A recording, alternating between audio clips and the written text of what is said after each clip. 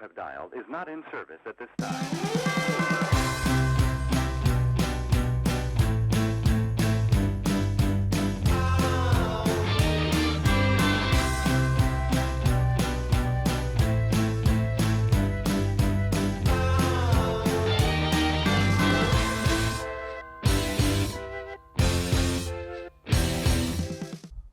Welcome to Spotlight on the Arts. I'm Patrick Christiano, your host, the publisher of TheaterLife.com, a website for theater buffs covering all things theater.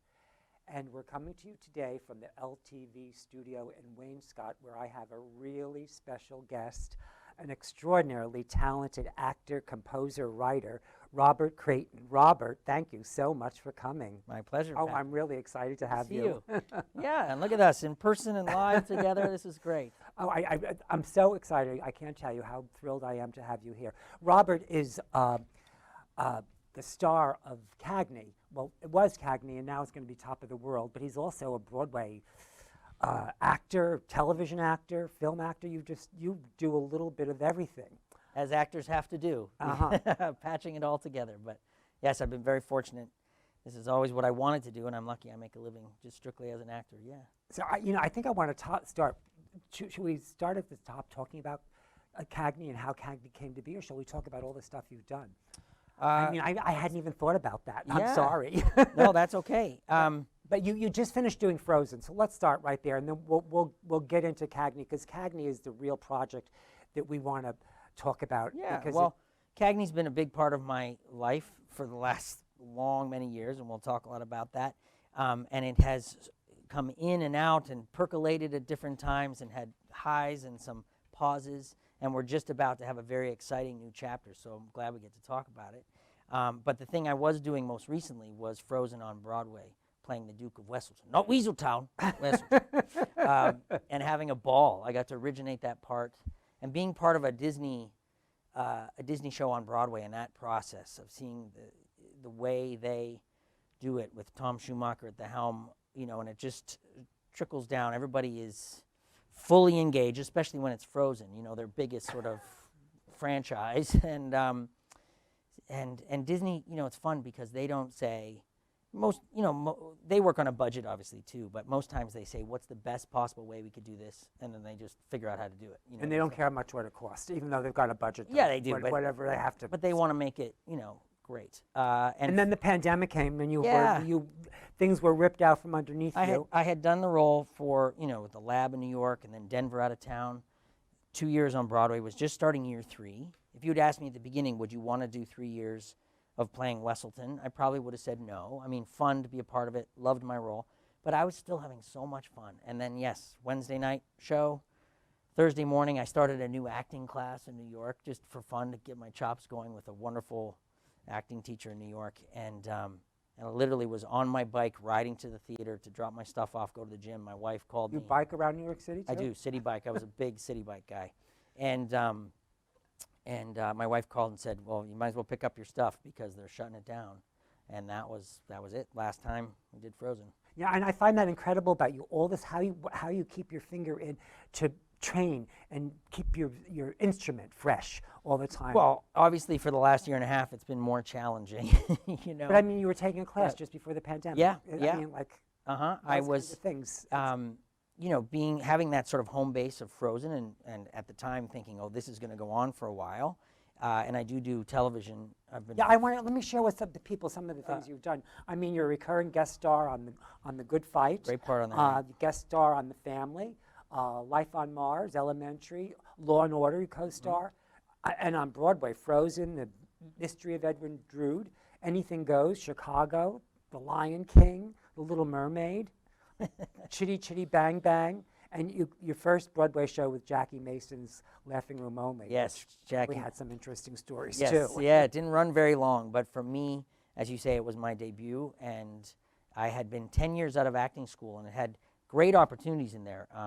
New York City Opera, and toured with the show Fame for a year, and did Lion King in Toronto for a year. So I worked a lot, in and out of town, but I never quite cracked that Broadway nut. And then finally, with this Jackie Mason show, he was so successful as a stand-up and then wanted to do a musical, and it was him and 5 character actors, and took a big risk at my audition, something I What'd you don't do? recommend, but I created this character over the years. I did it.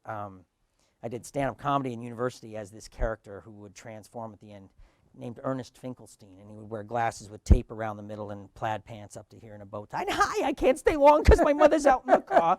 But she said if I came in here, there'd be people I could talk to. She didn't tell me there'd be this many people. And so I did this crazy character. Sorry you had to see that. And but I said, you know what, they want characters, and it's going to be all these sketches and stuff. So I literally told the monitor at the audition, as she was coming out and taking the next person in, I said, when you get to me, please don't introduce me. I'm just going to run right past you. And so she opened the door, and I burst in as, hi, how are you? I can't, and pulled out a piece of paper. I said, I wrote a song for my audition, and I sang my Ernest Finkelstein is my name. It's true. I sang my little song. Thank you, goodbye. And I ran out the door, took off my plaid pants, had other pants on, and bow tie, messed up my hair, and then I literally opened the door and was like, oh my God, that guy was nuts. Hi. And I went and shook all their hands. Robert Creighton, nice to meet you. Oh, and very wow. seriously, and then they just like That was rolled so- over laughing, and I got the job that afternoon. That was so dynamic. Could have gone Wow. either way. That's the thing. It's a risk, right? They could have said, this guy's nuts. But I knew what the show was, and my gut told me to just take a chance. And that was my first Broadway show. And then I've done 8 now. But Frozen was, I've done. That's a fabulous story. Thanks. Absolutely Yeah, fabulous. thanks. So, absolutely fabulous. Disney, I've done 3 Disney shows on Broadway, and they've always circled into my life at just the right time, as Frozen did. And now, it ended in such a sad for everyone. We all have our own story about when the world shut down. But, for all of us in that show and been on a long journey together, it just ended out of nowhere. And but now I'm getting a chance to do it again. I have 2 small kids and had no desire to do it on tour. The tour was running for a month. It shut down in Portland, Oregon. It starts again in September in Buffalo. And I currently am hanging my hat in Buffalo, where my wife is from. And they called and said, would you do the first 3 cities of the tour? Because the gentleman playing my role is having a baby. He and his wife having a baby. And by the way, it starts in Buffalo. I was like, oh, Stay home. thank you. So I work for 7 weeks, rehearse, and play Shays, gorgeous theater in Buffalo, and then I do Minneapolis, Salt Lake City, put a closure to that Frozen journey, can say goodbye to that show, and then I'll come home mid-November. And then on with Cagney. And we'll come full circuit. So now I saw Cagney the first time at the York, and then I saw it again at the West Side, where it played for 15 months almost. I mean, you had outstanding reviews. Everybody raved about it, even me. I raved about Thank it too. you. And you were nominated for a Drama Desk and an Outer Critics Circle Award. Yes. And you won. What is the Fred Astaire, now the Cheetah Rivera Award. Yeah. for dancers? For is that- dancing, yeah. For dancing. Yeah. And Shocking, but I did. so let's show the clip from this is from Cagney. Yes, from the West Side But production. now the new show with the new director is going to be called Top of the World. That's right. Correct. But this is when it was Cagney. Who's making a big splash on Broadway right now? Cagney? James Cagney? Yankee Doodle do or die. A real live nephew of my Uncle Sam. Born on the 4th of July. I got a Yankee Doodle sweetheart. He's my Yankee Doodle toy. Yankee Doodle came to London just to ride the pony. I am that Yankee Doodle boy. Warner here, make me happy.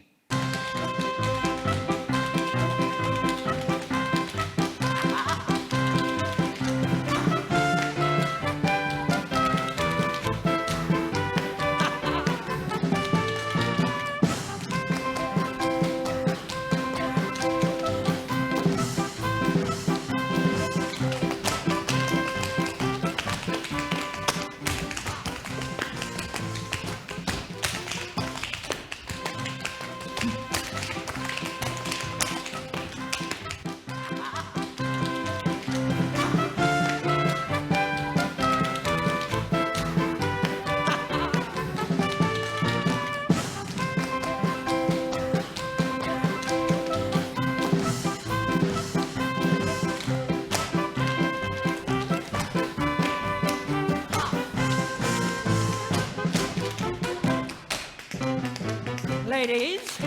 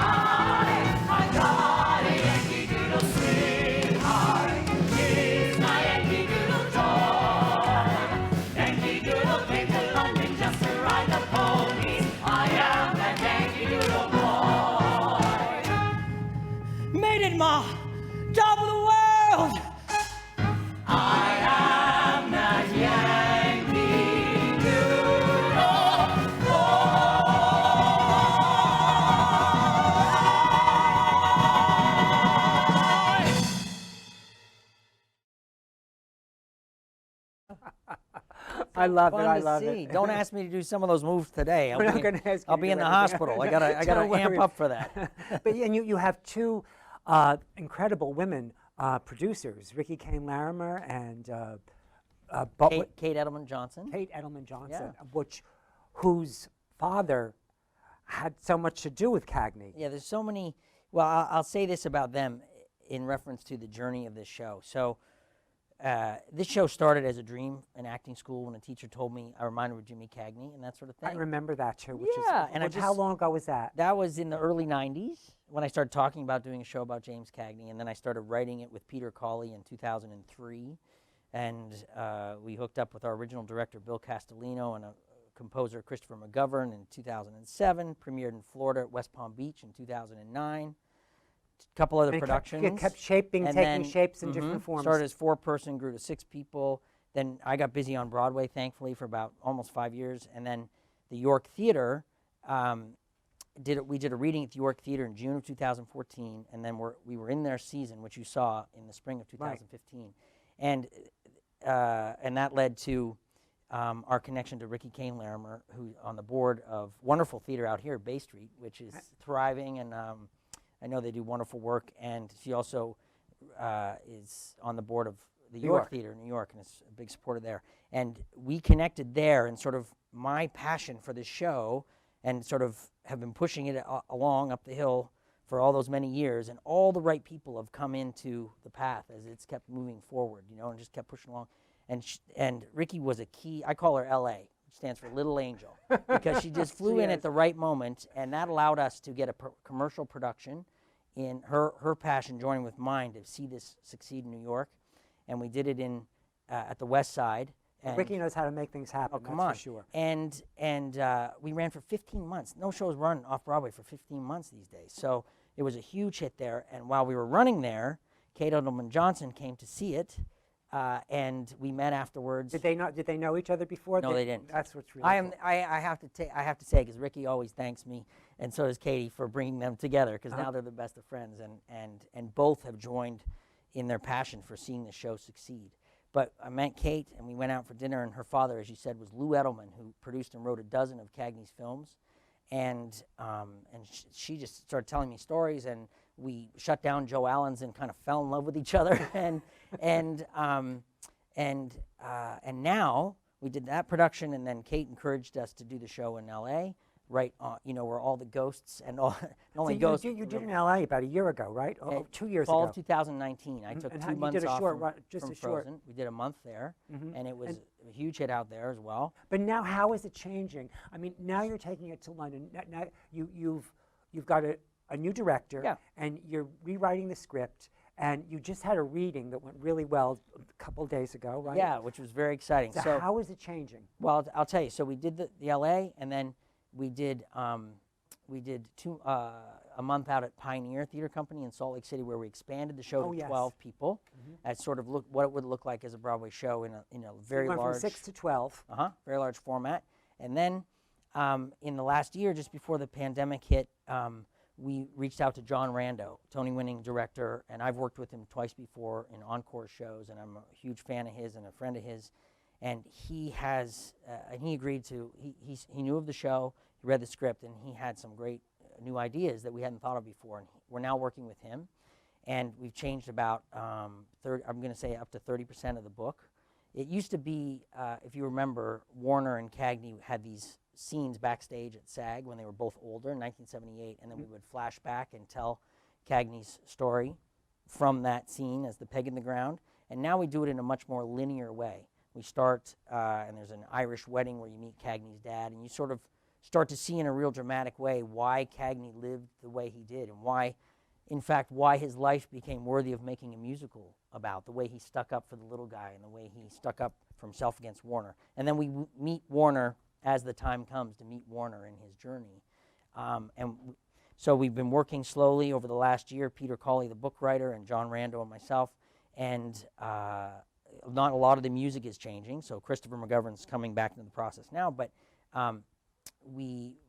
it led to us doing 2 days in New York last week with a cast and we've sized it at 8 right now. That could go In person, live with in people person watching around it. a table, digging into the script. And my favorite thing to do as an actor, because we're sitting around the table discussing it and the characters and what works and what doesn't work and stuff. But it was so exciting, Patrick, because it's taken the show, which is every time we've done a production, and as I said, all those right people have helped us move forward. And John was the next key factor in helping us move the story to the next level. And it really was so exciting when we finally presented it on Friday afternoon to know that the fruits of our labor over the last year had brought it to this new top of the world. We're calling it, instead of Cagney, which I always loved that name because I was such a fan, but I think to help us succeed as we move to London and do a workshop later this year in London with this new script, I'll go and we'll cast it with a British cast. I think Top of the World is the And dynamite I title. think so too. I really do. It'll be Top of the World, the James Cagney story, or the Right. James Cagney musical, so you know who it's about. Well, you used to call it Hollywood's tough guy in tap shoes. Yeah, that was or the something tagline. like that. That's right. But we're really excited about where we are right now, and I think London. Everyone I talk to says London's going to love the show. Now, I've never worked as an actor in London. I've been there Whoa, how several times, exciting. but oh my gosh, I'm so excited. So we'll go later this year, and we'll do Have you got dates already or not? we'll start late November 21st. This is just a workshop. So Oh, okay. John Rando's opening a show on the West End. No, what I meant, you don't have dates for the you know. No. So we'll go. John Rando is sticking around after he opens Back to the Future on the West End, and he'll cast it. And then I'll go with Ricky and Katie, and we'll and our general manager, and our choreographer is Josh Bergas, wonderful Broadway television choreographer. He's a superstar, and he has stuck with us all the way along. Well, you're a superstar too. Oh, thanks. But we're excited. So we'll all go to London. I'll go and play with a bunch of British actors, and we'll create this new version there, and then hope to do a production in London in 2022. Bravo. Yeah. Now tell the story. You know what I find really fascinating is all your skills. I think of you as a tap dancer, and I read up about you, and it's something you came to kind of later on in life. Sure, later Didn't in even life. think about. Can you share a little bit? About Well, when how- I was a little guy, my parents used to let me stay up. The only thing that let me stay up super late for was to watch old Fred Astaire movies and Gene Kelly movies, and that's who I loved. Like, I loved Fred Astaire, which when I won the Fred Astaire Award was a big, tearful, exciting moment for me because that's when my dreams started. I had 2 dreams as a young Canadian: to be a goalie in the NHL and play hockey, which was clearly never going to happen. And my other it's amazing dream. how as children we think we can do things Oh we man, can't. I remember my dad at 12 saying, "Bob, you are not going to make the NHL. You're really good at singing." I wasn't dancing. Did you hear it at 12? And no, I was like, "I'm going to be. Of course, I'm going to be that. I'll do Broadway later. I'm going to be a hockey player." And he said, "You should stick with singing," and I did. But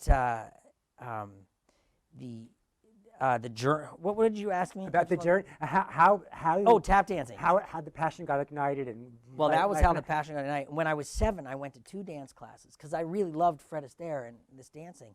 And I was the only boy in the class. And I was in my little town, and it was just me and all these girls. And I took 2 classes, and then I said to my mom, "I'm not going to Did go it back deter to you dance." because you were the only boy? Yes. And if I could go back and talk to myself now, my son is Right, great right, little tap right, dancer. He's 9. Right. And I have said to him, as I would have said to myself, but he loves it. He doesn't need me to say this, but I would have said to myself, "Who cares? Keep dancing. You love it so much." So I came to tap dancing. I learned a few steps when I was 18 at a summer program. I used to go down in the bathroom when everyone else was sleeping, and I would practice those 4 or 5 steps, and I could do them perfectly and fast, but that's all I knew. And I didn't do it again until I moved to New York, and I was 20, 21. And went to acting school, and on You the had, how long was that? How many years you didn't do any? like 2.5 years. I did. Well, I would do those steps I knew. Those but I didn't steps- learn any. Let's but put it you, that you way. didn't, you didn't expand. No, didn't expand. And then I came to New York, went to acting school, and I went nuts on tap dancing for 4 or 5 years in my early 20s. A gentleman, Charles Goddard, who still teaches in New York. While you were at the academy? On the side, I would take it. And when I got out of acting school, I got a Pepsi commercial with Shaquille O'Neal and a show at Paper Mill Playhouse in the same month. Whoa. No, when I got out of acting, I did a play, I got my equity card. Then I didn't work for 10 months. I worked as a paralegal or like a gopher at Rockefeller Center. I loved it. Got to dress up every day and go play a character. And my friend got me a job. Fun to go to Rockefeller But Center. the partner I worked for Warren Forsyth was his name. It was Victorian Forsyth, and Warren was the nicest old guy, and he knew my passion about tap dancing, and I said, can I go at lunchtime and take this class? And so 3 days a week, I'd come early. Wow. I'd go take an hour and a half tap class consistently for 10 months. I took 3 classes, Tuesday, Wednesday, Thursday. I'd run back, work the afternoon, and he was so supportive. And then after 10 months, I got a paper mill show and a Pepsi commercial, and I've had little jobs since then, but basically that started me working as an actor. About a year out of acting school, and I've been going ever since. But my passion for tap dancing was huge, and I think that helped me get pretty good pretty quickly because I just wanted it so badly. And that was a key for me. I always tell young people now, build your foundation of training as wide and as strong as you can, and then you can build your career high on that. Which is really I was extraordinary. conscious. I consciously did that. Music degree, acting degree. It was extraordinary the opportunities you have had to train. Oh. I mean, right from the beginning, and because I was just this morning, Barry sent me a copy of your webpage, and you had that story that kind of documents your journey. And every time I kept reading this journey, I was saying, "Oh my God, all these wonderful opportunities! Oh, another one. So you're just so facile. Well, I'm consciously grateful for all of those. As you say that, I'm so lucky. I remain grateful for the people who came into my life in my little town. Gentlemen, little rural town in Ontario. Gentleman went away to London to study, came home, started a boys' choir, and because I had access to that training that he brought to my little town, I was able to sight read music by the time I was 8, and was very disciplined and lots of harmony and all this choral music and stuff. And then the tap teachers I met along the way, the acting teacher in my university when I was studying voice, there was only one acting class where I did my music degree, but she was affiliated with Stratford Festival in Ontario, and she knew exactly what she was doing. And she just put me on the right path, let's put it that way. I came in contact with her, and it was amazing. And I still, as an actor, you never stop training. As I mentioned, the day I was going to an acting class. Not all actors are that passionate about. What I suspect about you is the same passion that you brought to tap dancing, you bring to everything. And tap dancing was something new that you didn't have, so you really super focused on it. Yeah. But your passion is overwhelming for everything you do. It's clear. Well, you know what? I feel, again, it comes down to gratitude for me. I'm very grateful that I get to do what I think I was put here to do. You know what I mean? I think I'm fortunate that I have some gifts, but I love doing what I do, so it's not hard for me to train in that way. It's not hard for me to go to an acting class. That's not work. That's exciting to me. I understand. It's fun, out. right? And I came from a home, a mom and dad who, not everybody has this. Again, so grateful, but they saw my talent and they provided opportunities. They also instilled good work ethics too. Oh yeah, for sure. And supported you. My dad was a small town doctor, and he worked for 56 years in his practice. Just retired. He's 88 now, and retired when he was 84. Oh. So yeah, they did, and I'm grateful for that. And now I get to do it, and I'm so glad after this pause, this hiatus in everyone's life for very many reasons. I'm a dad first, dad, husband, actor. How many somewhere children down do you the have? list. I have a 9 and 8 year old now. My daughter just turned 8. Wow. But it's provided. Your daughter's the older one? No, son, RJ. Oh, perfect. Yep, 9, and my daughter who just turned 8, Samantha. And, it's fun when you talk about the passion aspect. I do feel lucky that I get to say to them, well, I'll just tell you an interesting story. When we were sitting out back where we're living now in Buffalo having dinner at about 7 o'clock, which is late, but my wife had put this runner on the table. I said, oh, that's from my dressing room at Frozen in the St. James. And she said, yeah, it was in the box, and I got it out. And I was like, oh, and we started talking about Frozen. And my daughter said, Daddy, are you retired from acting? Are you retired from doing Broadway shows and TV and stuff? And I said, no, sweetheart. And this is what I'm driving at. I turned around and said, no, that was always my dream. And I worked really hard to be able to do that. And when no one's doing it right now, when we're all back, I'll do it too. And she said, oh, and they both said, we loved when you were in Frozen, and we like you being home for dinner. That was their thing. We like you being home for dinner and to put us to bed. And while we're having that conversation, Patrick, I have an Apple Watch. agent's name comes up on my watch. I step inside the door, pick up my phone, and I said, "Hi, Pete." And I tell him the story of the runner, and we're talking about Broadway. And he said, "Well, you might have to put it back in a dressing room. They just called, would you do the first 3 cities of the tour?" And that's how it happened while we're having that conversation. But my point is, I feel lucky to be able to say to my kids, and whatever their passion ends up being, that it can happen, you know? So, because that's how it happened for me. You know what I think is the biggest combination that you bring to the table is gratitude and passion. And when key. you put that combination together, it kind of is like a circle that just keeps going because you're passionate about what you're doing. You're grateful for the opportunities you have, and it makes the passion really special. Thanks. Yeah, my motto is good things happen. If you get an email from me that's from my phone, the bottom says good things happen, because I believe it. The more you recognize them when they show up and you're grateful for them, the more they keep showing up. And even when it's hard times, you just remember afterwards, good things happen. It helps you get through, because it's not always going to be a good time. We've all been through it lately. And But we're out of time. on the other end, well, good things happen, and this was one of them. So thank you. God, thank you so much Yeah, for my coming. pleasure. I like talking to you. Ditto.